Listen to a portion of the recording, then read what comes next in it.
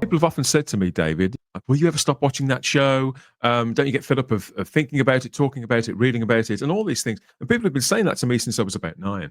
And I think, well, I reserve the right to change my mind about that at a later date. But I think the upshot of it is that no matter how much you enjoy something or someone, can you ever get to the point where you have enough of a good thing, where enough is enough, basically? And I think, even though we're Doctor Who fans, and even though we've all got our favourites, and a lot of these, the people involved with it are our heroes, I think this week it's been proven that, yes, you probably can have too much of a good thing. Don't know if do you watch the BAFTAs at all? I sometimes do, but I wanted to avoid as much as I could this year because of who was presenting it.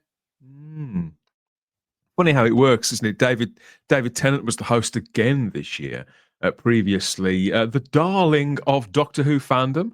I don't think it's unfair to say. The twice anointed Doctor Who, 2 incarnations, the 10th and the 14th. And generally speaking, when he did return to the role, people were pretty pleased to see him. It was a question of, oh, look, it's like your cuddly uncle's back, or your favourite cousin you like going to the pub with, or whatever. You think, what could possibly go wrong? Don't give him a microphone. That's the thing. Yeah, so I didn't watch the BAFTAs, David. Are you fucking kidding? Of course I didn't watch the BAFTAs. I used to watch that stuff years ago when there was nothing else on, and now I can.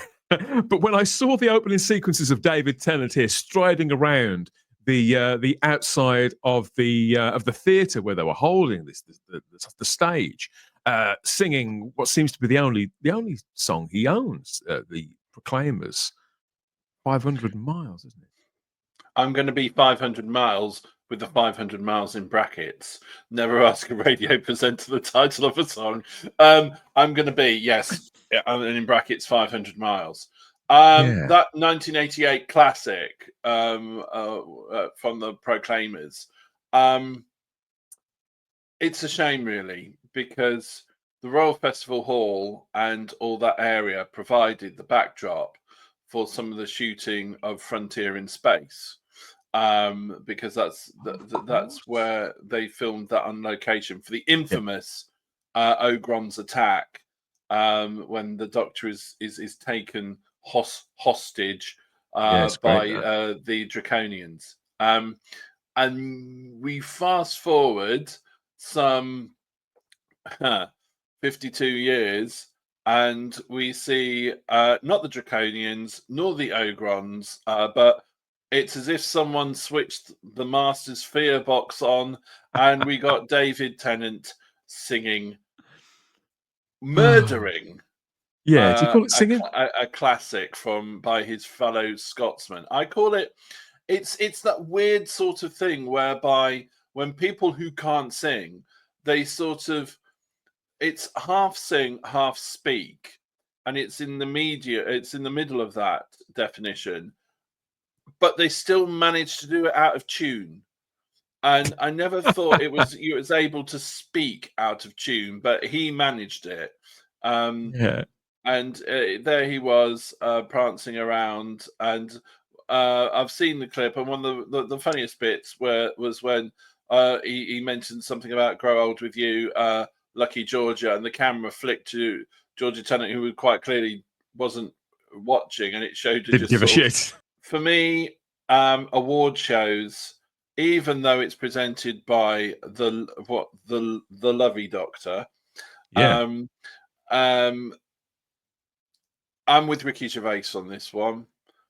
There's a lot of poverty and a lot of inequality in the world, and it's 2 hours worth of watching the most privileged, rich, entitled individuals slap each other on the back and give each other shiny awards.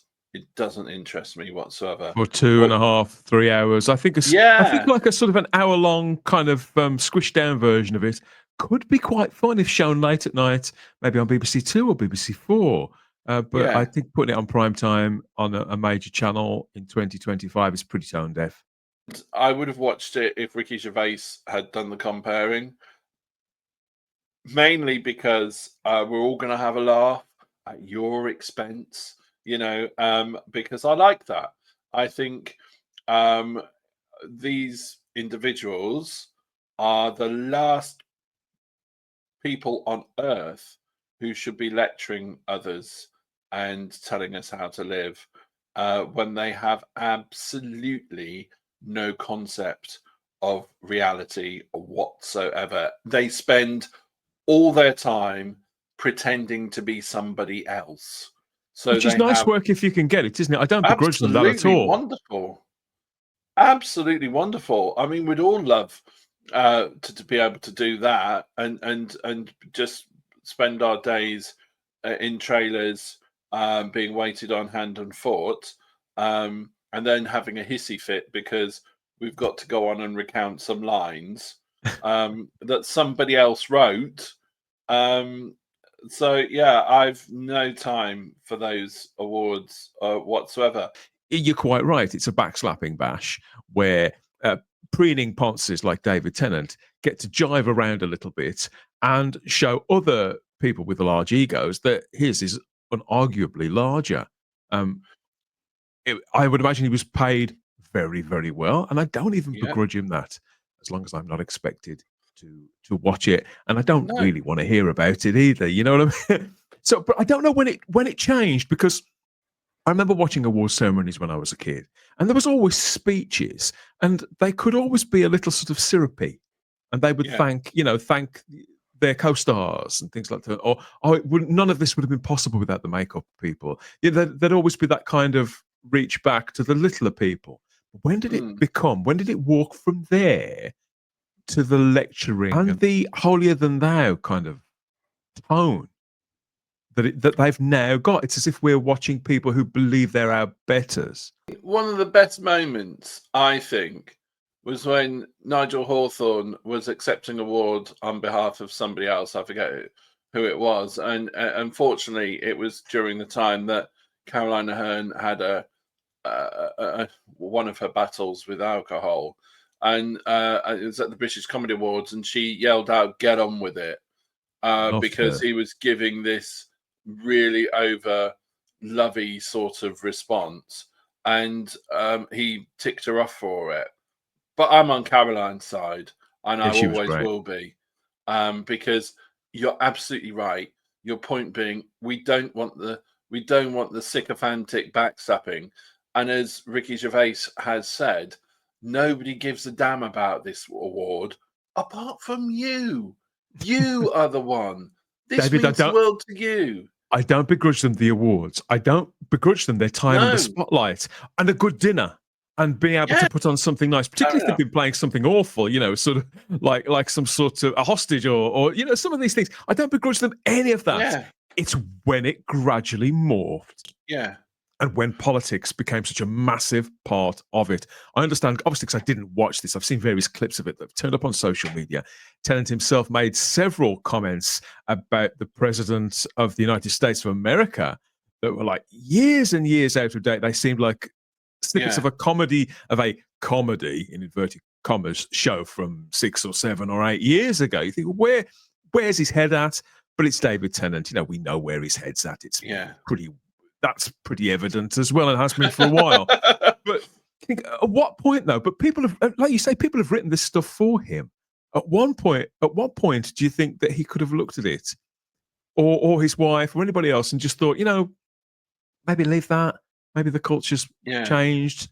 Maybe the dynamic has changed. I mean, and again, it comes back to what that infamous, however you want to put it, Ricky Gervais Golden Globe opening speech of Nailed it. 2020, when he said, "You're not in a position to say anything about anything, to lecture anybody about anything. If ISIS opened up a streaming service, you'd ring your agent." Isn't it funny that you've said that's 5 years ago, and yet it's more Yeah. appropriate than ever. You think, because that was really public, and that clip again that got clipped. That's got a sort of mimetic energy as well. People share it all the time, whether it's awards season or not. So at Yeah. what point did the showbiz community or people at this level, they didn't get that memo, or they just No. don't care, or they think that was then? Do they think that was a blip? Or that Ricky Gervais had got it wrong? What are they thinking? That 5 years later, it's actually getting worse. What they're thinking is, we won't give the job to Ricky Gervais again because we don't Yeah. like what he's saying, because there were famous pictures of Tom Hanks's face going, nobody cares. We'll You give it know, to Doctor Who instead, because everybody loves Doctor Who, and yeah. that Oh, probably yes. Go. Well, could you know, possibly go wrong. it's the only time that he'll probably never win any Welsh BAFTAs, and they just give him to Doctor Who because that's the only thing they do. You know, but David Tennant is terrific at playing the Doctor, whether it's on screen or on audio. Even when he's just reading audiobooks and things like that, there's just something about him with this character. Credit where credit's due. That with some actors and some parts, there's just a kind of glove fit scenario going on. I think him growing up as a big fan of it probably helps, and that enthusiasm, that kind of boyish, I can't believe I'm really getting paid to do this kind of quality that it's always had. I think that is still, I think we're still sort of sympathetic to that, and you can't help but respond to that because you think, well, how would I be in his shoes? I've posted a few things on social media about this, about the BAFTAs in the last few days. Like, oh, grown, really, again? And people are saying to me, what's David Tennant done to you? Why have you gone off David Tennant? Oh, I don't know. It's just something. Maybe it's the gallons of fake tan, the ridiculously smug expression, the silly hair. I do think he's becoming a sort of caricature of himself to some extent. And I think if he knew how ridiculous he was starting to look, maybe he'd think again. But he's not able to think again because he can't think for himself in a way. He needs reality check. And actors, I'm probably going to upset a lot of people when I say this, but I don't care. I was never really too much of a fan of David Tennant as the Doctor. And I was discussing this with my mother-in-law at the weekend when she asked me the question, do you like David Tennant as Doctor Who? And I said, now that's a difficult one. Because I always felt that, Tom Baker said that he just became Tom Baker in space. Yes. And that's it. I always felt David Tennant's Doctors always felt like an actor playing the Doctor. You're not the only person who said this to me. It was to me that the reason why I think that is because he didn't use his normal accent. It's always a biggie for me. Yeah. Less so in the old days because that's how they were taught to speak. Because you're more conscious of the fact that you're aware that it's a character, that it's a suit that they're putting on. That is David Dickinson. We're definitely getting there, aren't we? But obviously, I want to speak to you specifically about this too, because this is brand new news. It's broken today as of time of recording, and it sort of chimes into your world, our world, I suppose, of content creation and of broadcasting, because the Radio Times have confirmed with that same fabulous picture, the David Tennant podcast is back. David, you'll be thrilled to learn this. David Tennant's podcast confirms season 3 guests, including Doctor Who's Russell T Davies. The podcast returns from an extended hiatus later this month. Were you aware that David Tennant had got his own podcast? Yeah, I was actually, and there's a brilliant clip from the first seasons he did with Jodie Whittaker when he was asking his friend Jodie about being cast as the Doctor and whether or not she watched. It's so funny. It's unintendedly hilarious. When she said, he goes, "Oh, do you know, Jodie? Have you?" Sorry, my accents. Yeah, have you watched any of the predecessors? Any of the old Doctors sort of stuff? And she went, "No." And he sort of like went, "Really?" you know, as if to sort of like went, my God, what a mistake, you know, and you can hear the sort of like surprise and sort of like exclamation in his voice. And it's almost a case of, should have done your homework, Jodie. Should have done your homework. She said, well, obviously I've watched stuff with you in it and a bit of this, a bit of that, which is why, for me, her Doctor came across as a combination between Matt Smith and David Tennant.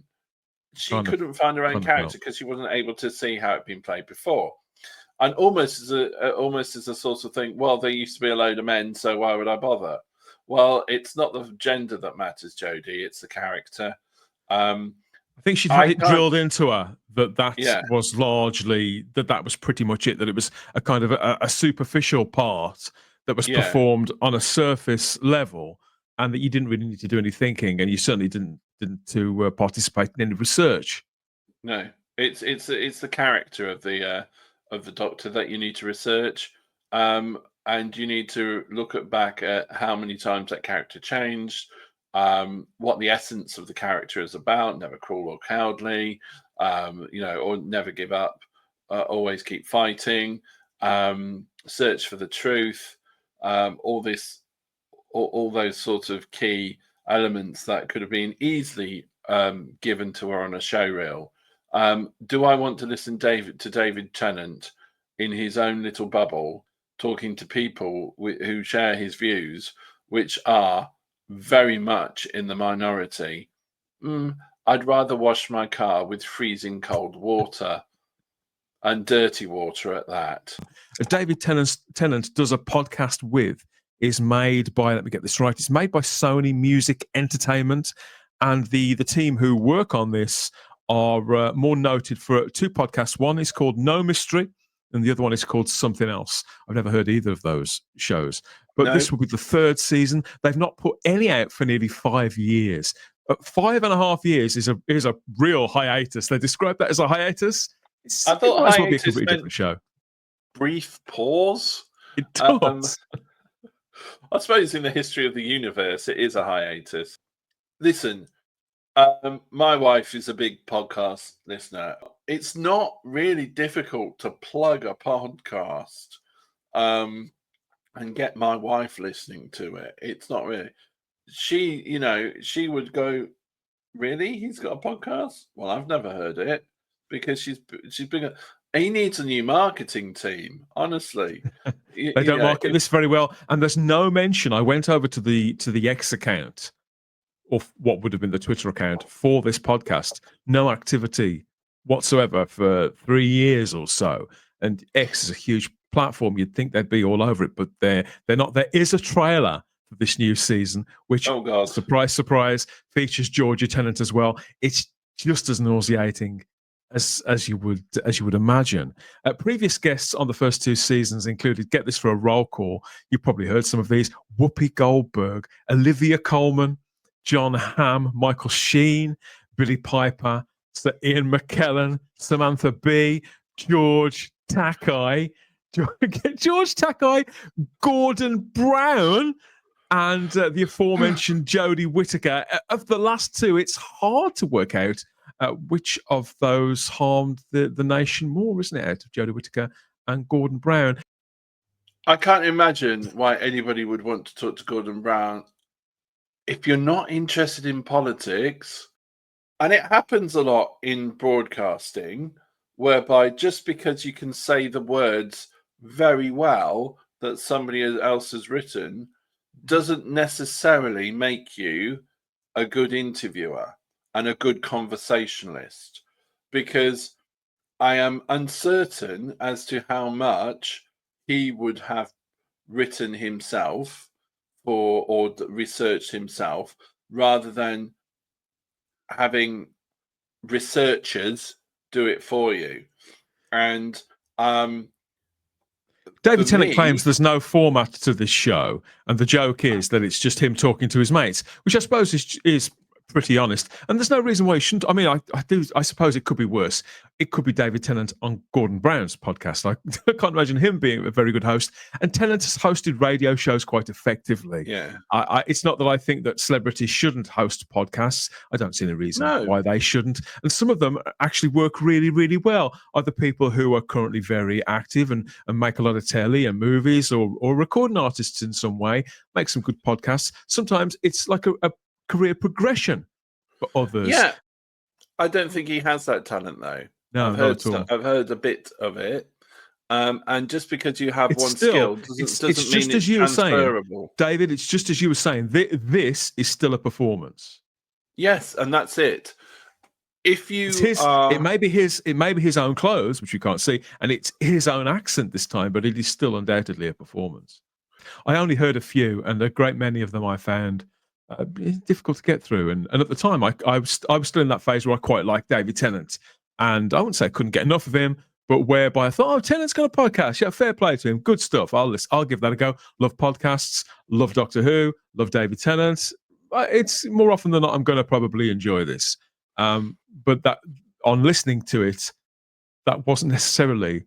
It wasn't a chore as such, but it wasn't something I really looked forward to in the way that you might think, that person is on Heretics with Andrew Gold. I must hear that. It hasn't got that kind of pull, or even who's on Joe Rogan, or who's on some of the far larger ones. It just hasn't got that sort of compulsion to listen aspect to it at all.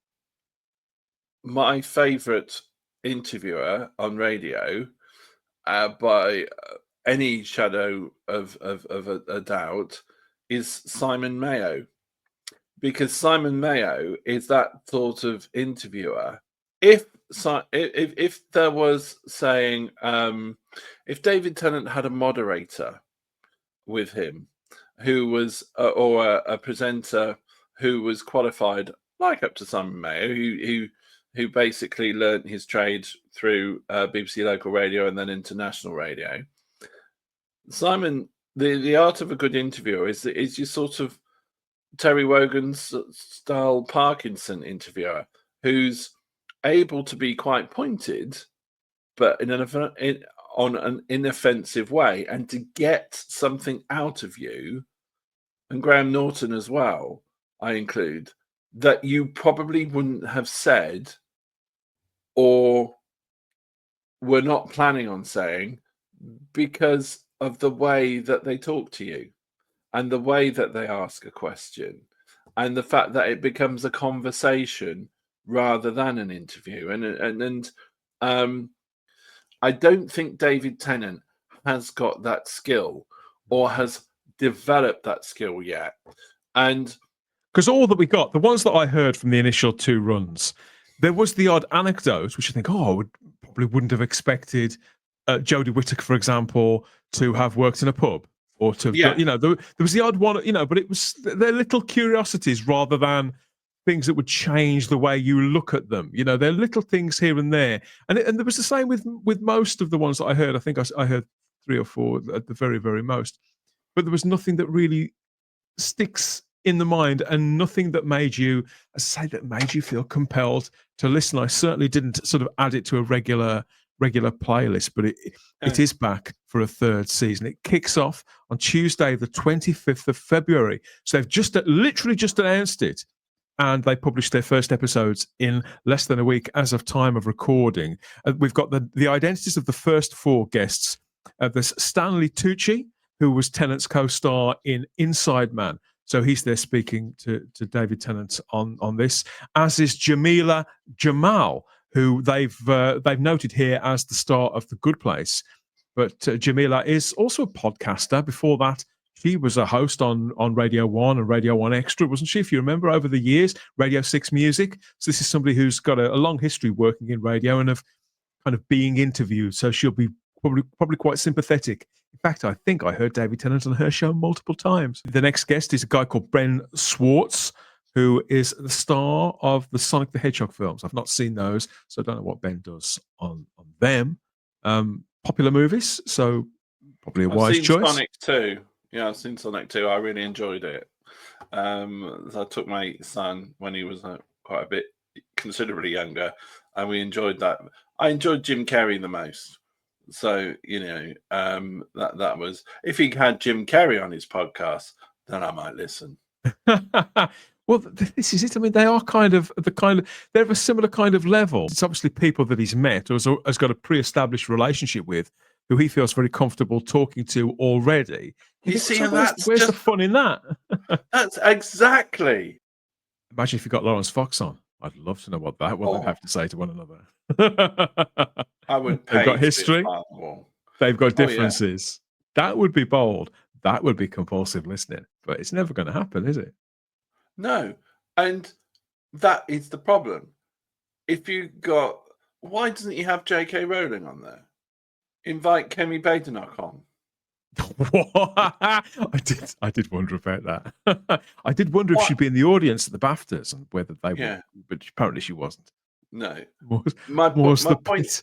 I think we're agreement with the fact that our point is people want to have their beliefs challenged. People want to hear differences of opinion and then a common ground. People want to know why he disagrees on certain things and agrees with other things. Now, I would find that, as you said, compulsive listening, because it seems to me that he just wants his small group of little clique on, so they can all be self-congratulatory, have a bit of, mutual masturbation between each other about how wonderful they are and all this, that, and the other, and blah, blah, blah, blah, blah. I'm not interested. It's like the awards and then they'll finish off with sort of some sort of designer latte and water biscuits, all on Sony Music Entertainment to round off their afternoon. Absolutely. I must admit, I won't be giving that any sort of airtime. However, if he'd gone down the line of getting people that he disagrees with on there, I would have listened to it. It doesn't even swing you that the final guest of the four is Russell T Davies, the current showrunner of Doctor Who, obviously Tennant's long-time friend, collaborator, cohort, co-conspirator. Some would say. Does that, you think, I'm going to have to listen to that? What do you think? I'd much rather listen to Colin Baker trying to yodel than Russell T Davies going listen to his smugness again, self-congratulatory, very backslappy, and mutual sort of gratification that they will get an appreciation from each other. It's basically an appreciation society. A smug off. Yeah. I want to hear things that are going to provoke me to think, actually, I might be wrong on that subject, or, oh, I never knew that about that subject, or, I don't like the person. However, what they've said there has made me listen, and maybe I might have to change my opinion on them. There's nothing that Russell can say at the moment apart from "I quit" that would really interest me. Well, I was going to say, do you think he'll tease anything out of Russell, or do you think it'll pretty much be safe questions, sort of like, what did you have for Sunday lunch? How's filming going? All that kind of like really sort of safe stuff, softball questions where Russell is only really going to give the kind of. I mean, Russell can be candid. I've heard him be candid. But as regards the things that we're most interested in, which is going to be Doctor Who rather than his thing he's doing for Channel 4, that we're not really interested in that. We want the word on Doctor Who, on where it is precisely in the here and now. Do you think he'll go near any of that? No, of course not, because I think he's not able to, because the decision doesn't lie in his hands, and he's going to have to, which I know he doesn't. No writer, nobody working for an organization, especially a public organization, really likes towing the party line when you might not agree with the party line, or you might not have any more influence over the party line. they have the influence over you. I don't think that I really want to hear anything else from Russell for a good while until he's been able to find his talent again at writing. We have a man, perhaps receive and process some of the signals that his audience, us, are sending him. It's just saying, look, mate, you used to be really good at this. What's happened? At least give us something that makes sense. And David, I knew that I could come to you with this and get a response that was going to be witty but generous and pretty holistic all the way around, and not just as a Doctor Who fan but as a broadcaster as well. We've got a comment here from David Tennant. He said to the Radio Times, he said, yes, I know just what the world needs, more podcast episodes, but with a lineup this good, I couldn't resist coming back for season 3. He's been taking lessons from Russell T Davies, hasn't he? This is pure sort of hyperbole of an RTD standard. He says these guests are top notch, and the producers added that they will continue to bring listeners closer than ever to the celebrities that they only think they know. So that's, again, I've never heard of two of them, but you know. So that's David Tennant does a podcast with season 3. It launches Tuesday, the 25th of February, 2025, across all major podcast platforms. And one of the guests in this new run will be the current showrunner, Russell T Davies, the fallen king of Doctor Who. So yeah, we'll be listening. Question is, will you? Thanks again for this one, David, and we'll see you in the comments.